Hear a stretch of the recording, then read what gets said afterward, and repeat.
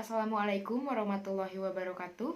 Perkenalkan, nama saya Haniah Nurudiawati dari Prodi Akuntansi Universitas Muhammadiyah Bandung. Pada kesempatan kali ini saya akan menjelaskan dan membahas tentang rasio solvabilitas, yaitu merupakan pembahasan kelima dalam mata kuliah analisis laporan keuangan. Sebelum saya lanjut ke pembahasan, saya ingin mengucapkan terima kasih banyak kepada dosen saya, Ibu Yuniati, yang telah menjelaskan, telah memberikan ilmunya di mata kuliah analisis laporan keuangan di semester 4 ini. Langsung saja kita masuk ke pembahasan tentang rasio solvabilitas.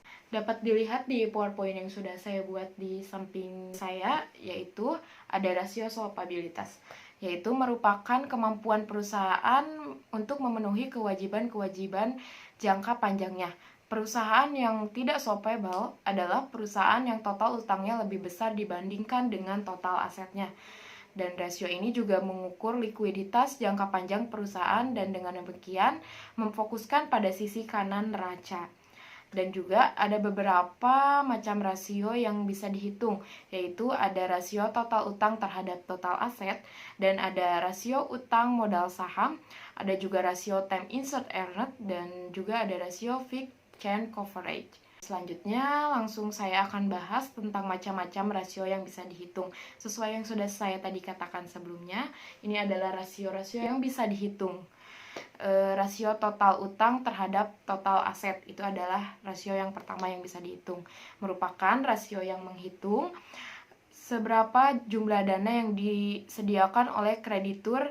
Rasio yang tinggi juga perusahaan menggunakan leverage keuangan yang tinggi. Yang kedua ada rasio utang modal saham, yaitu menggunakan financial leverage yang tinggi akan mengakibatkan rentabilitas modal saham dengan cepat. Tetapi sebaliknya apabila penjualan menurun, rentabilitas modal saham akan menurun dengan cepat pula. Resiko perusahaan dengan finansial yang tinggi akan semakin tinggi pula resikonya. Dan ada time insert earned, merupakan rasio yang menghitung seberapa besar laba sebelum bunga dan pajak yang tersedia untuk menutup beban tetap dari bunga tersebut.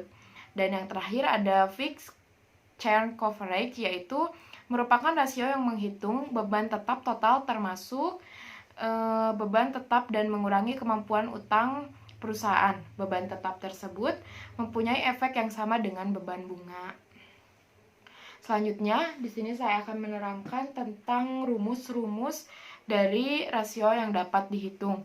Yang pertama yaitu dari rasio total utang terhadap total aset, yaitu rumusnya adalah rasio total utang terhadap rasio total aset sama dengan total utang dibagi dengan total aset. Itu adalah rumusnya. Dan ada juga contohnya untuk perusahaan ABC, rasio di atas dapat dihitung sebagai berikut. Dapat dilihat di PowerPoint yang sudah saya buat. Dan itu dihitung dengan rasio total utang terhadap rasio total aset sama dengan 3.400 ditambah dengan 4.945 dibagi 12.698. Sama dengan hasilnya 8.345 dibagi 12.698 sama dengan 0,66. Jadi perusahaan ABC menggunakan dana dari kreditur sebesar 66% dari total dananya, yang berarti cukup besar. Jadi menggunakan dana dari kreditur itu cukup besar. Rasio tersebut juga dapat dikatakan bahwa setiap 0,66 utang perusahaan dijamin Rp1 oleh aset dari perusahaan ABC tersebut. Dan yang kedua ada rasio time insert earned. Saya akan jelaskan juga rumusnya, sudah saya buat di PowerPoint. Dapat dilihat rumusnya itu adalah TIE sama dengan laba sebelum bunga dan pajak per bunga. Contohnya juga ada masih dari PT ABC, yaitu contoh untuk perusahaan PT ABC, rasio TIE dihitungnya sebagai berikut. Ini contohnya.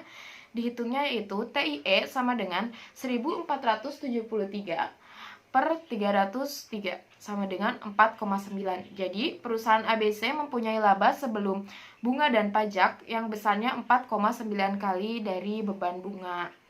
Dan yang terakhir ada rumus rasio fixed charge coverage, yaitu di sini juga sudah saya tulis rumusnya, yaitu rumusnya fixed change coverage sama dengan EBIT ditambah biaya sewa per bunga ditambah biaya sewa. Jadi contohnya misalnya biaya sewa untuk perusahaan ABC adalah 452, itu sesuai dengan laporan laba rugi yang sudah dibuat sebelumnya, yang sudah ada sebelumnya, dapat dihitung sebagai berikut. Nih, ada di sini gambar, ada di PowerPoint yang sudah saya buat. Jadi cara menghitungnya yaitu fixed share coverage sama dengan 1472 ditambah dengan 452 dibagi 303 ditambah 452 sama dengan 1952 dibagi 755 dan hasilnya adalah 2,5. Jadi perusahaan ABC mempunyai laba sebelum bunga, pajak, dan sewa yang besarnya 2,5 kali total beban tetap sewa dan bunga dari perusahaan. Begitu.